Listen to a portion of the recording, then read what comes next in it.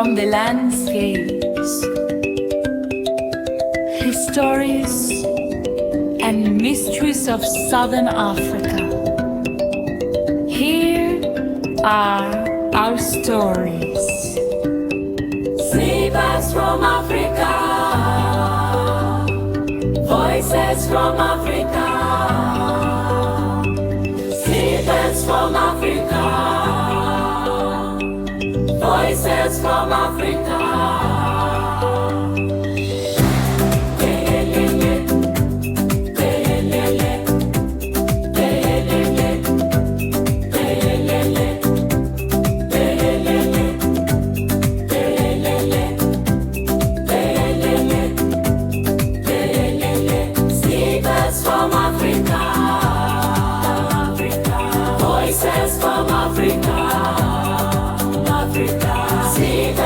Africa, Africa, voices from Africa, Africa.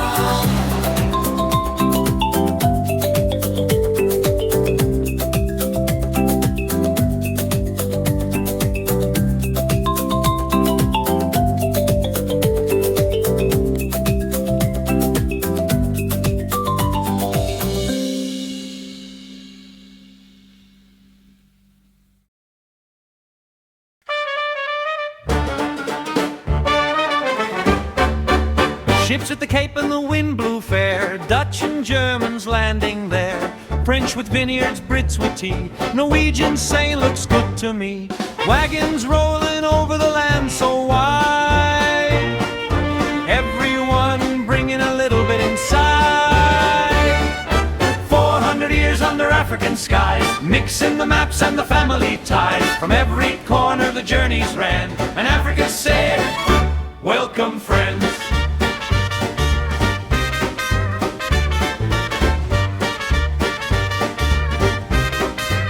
The Eurokaners.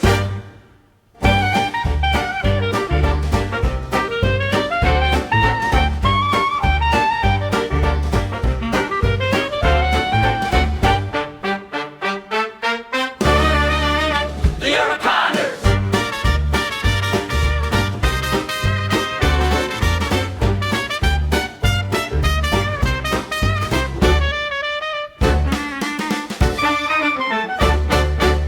Ships at the Cape and the wind blew fair, Dutch and Germans landing there, French with vineyards, Brits with tea, Norwegians say looks good to me, wagons rolling over the land so wide, everyone bringing a little bit inside. 400 years under African skies, mixing the maps and the family ties, from every corner the journeys ran, and Africa said, welcome friends.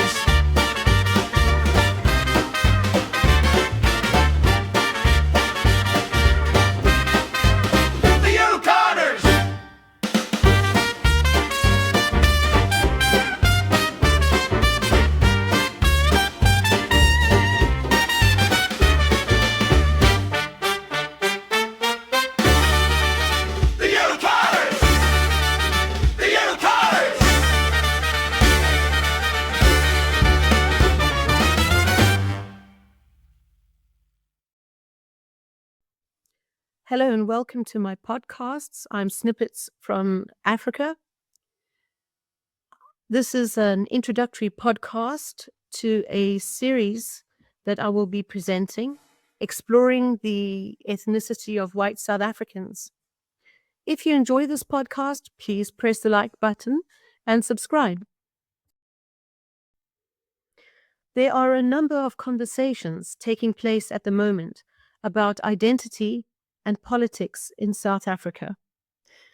These conversations take place in the public media, on social media, and among various political and advocacy organizations. I've noted for some time now that important material is missing from these conversations, and that the perception of the identity and origins of South Africans of European origin is quite shallow. The narrative is often presented in very simple terms. Categories are used that sound clear and straightforward, But when you actually look more closely at the history and the lived reality of people in this country, those categories start to become much more complicated. And that is really the starting point for this series. So, looking at some of the narratives that are currently circulating, one has to ask whether they actually reflect the complexity of the society that we live in South Africa. I also want to look at how identity is being defined. How is it being used politically, and what the consequences of these definitions might be? And when I use the word politically, I'm using a lowercase rather than an uppercase p, in that I'm looking at it anthropologically and socially. Now, one of the reasons I feel strongly about this is because I actually come from within this society myself. My own background, like many people in South Africa, is part of a long history of European settlement in Southern Africa. But that history is not simple or neatly divided into categories. In fact, it's really very messy. So, regarding white people in South Africa, families from different European countries intermarried. Communities collided in conflict.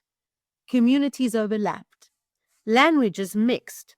And over the course of more than 300 years, a great deal of blending has taken place. So, the first thing I want to explore in this series is the way in which people often talk about the white population of South Africa, as if it consists of two very clearly defined groups: Afrikaners on the one hand and English speaking South Africans on the other, or the other white minorities. Who are these other white minorities? Indeed, who are the Afrikaners? So, this labeling is something that is often employed, both locally and internationally, in YouTube podcasts, videos, social media, and in the popular media.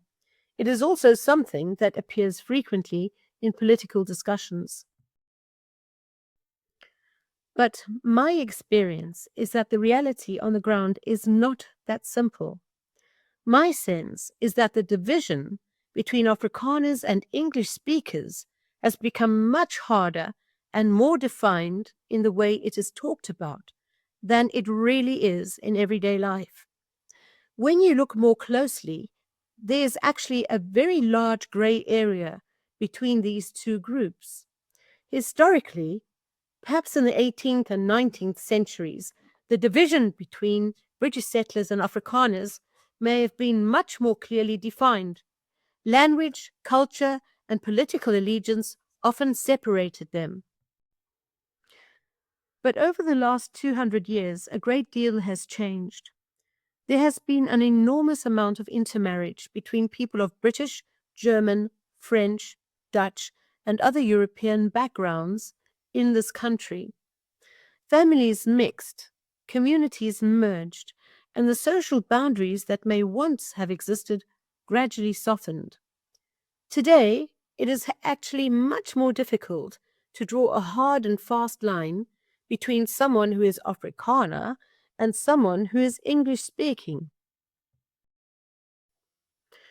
For instance, many Afrikaners have British ancestry. Many English-speaking South Africans have Afrikaner ancestry somewhere in their family lines. And most English-speaking South Africans who grew up in this country also speak Afrikaans to some degree because of the schooling system and because of everyday life. In fact, many, if not most, South African English speakers are completely bilingual in both English and Afrikaans. So culturally, there's a very broad shared world. People often share similar histories, similar landscapes, similar institutions, and very often similar family stories.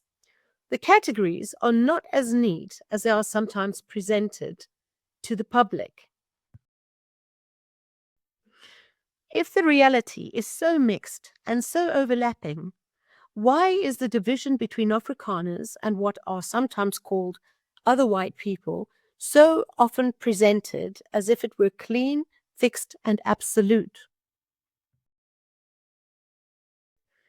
In the next episode, I want to look more closely at that question and explore why this narrative has become so prominent, and whether there may be political reasons why such clear categories are sometimes preferred.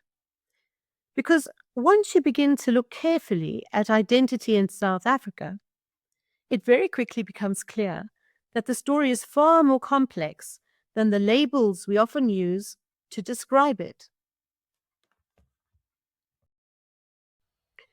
Please look out for episode 2 of this series, where we uncover the ethnic complexities of white ethnicity in South Africa.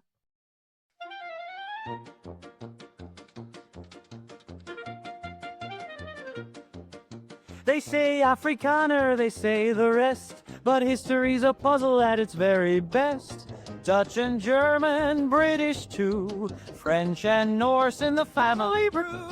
200 years of mixing lines, languages, farms, and railway signs. So don't put people in tidy bins. History's mess is where truth begins. Afrikaans or English, you see, turns out we're one big family tree.